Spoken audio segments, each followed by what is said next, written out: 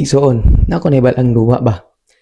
Pangbata ni siya pero nakapatunan mo ni siya ang Plants versus Zombies. So, duwa kanino. Nice ni siya nga duwa tungod kay ang mechanics sa nga game, protektahan nimo ang owner gamit sa mga plants nga imong itanom. Ano man ay mga zombies nga gustong atake sa owner o kanon nila ang imong brain sa owner. Manamingon sila brains. Oh, na siya. Sa sunod kinabuhi usab, ayo kalimot nga nay gusto mataki sa atong hunahuna. Mao ang kaaway nga mong yawa igsoon.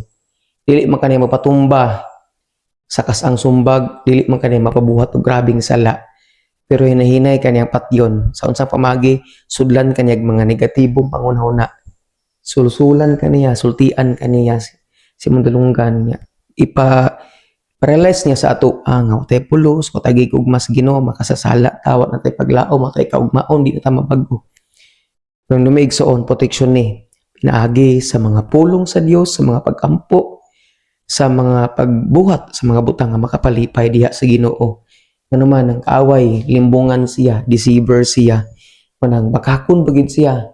Lumiigsoon, ayaw pagpalimbong sa kaaway, ayaw pagbuhat og sala, likay ang templasyon.